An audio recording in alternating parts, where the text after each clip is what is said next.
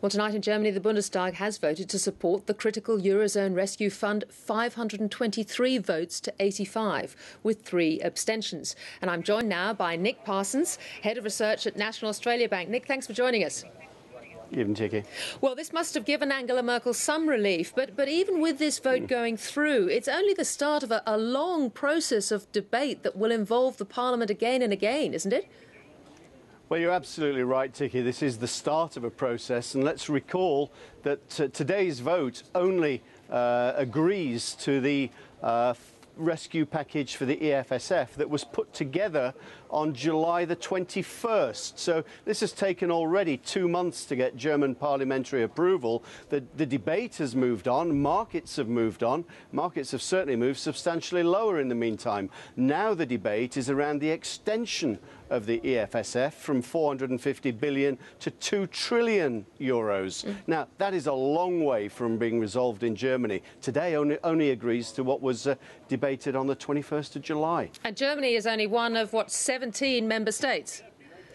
That's right. All 17 member states have got to ratify this. It's got to be passed by all the national parliaments. I think at the last count, Germany was the 7th or the 8th to have done so. The most tricky is likely to be Slovakia. And one of the ironies of Europe, there are many ironies when you look at Europe, but one of the ironies here is that Slovakia, a country of just 4 million people, has got exactly the same veto power as Germany with 83 million people. So it's by no means certain that this is going to be ratified by all 17. It's a piece of good news, but we need all the pieces of the jigsaw to fall together in the right place at the right time. So how did the market take the sales pitch made by the Greek President George Papandreou? Because he's off to see, he was seeing Angela Merkel, earlier this week, and he's off to see Nicolas Sarkozy tomorrow. Yeah. I think the markets are increasingly sceptical about the ability of Greeks to actually raise taxes simply because they don't have a functioning tax system.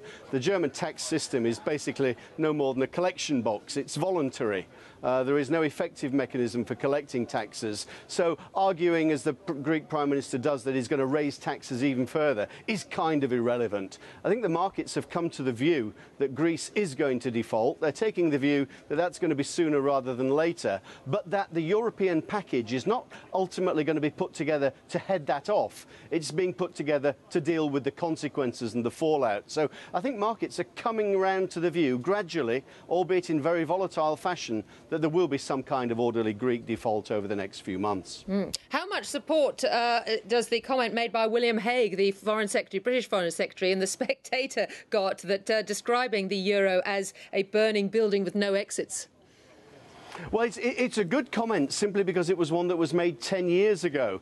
There's a guy who today is the UK's Foreign Secretary. He was warning about this as the euro was being set up. So it's not just a question of gloating after the event and looking wise after the event. These were actually quotes that were made 10 years ago, and increasingly we're finding towards the right of the political spectrum, more and more people who warned that this was going to happen are finding that this is their moment in the sunshine. And I think we're going to hear more and more of this. We're going to see a bit of gloating. We're going to see a lot of I told you so's coming out over the next few weeks. And of course the British government is presumably pretty upset about the idea of Barros's bank tax because that might lead to considerable outflows from the UK.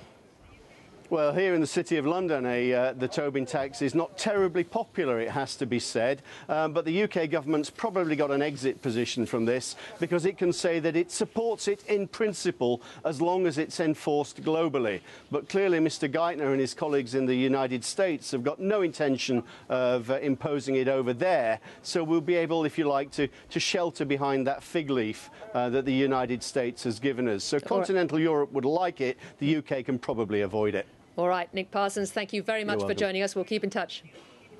You're welcome.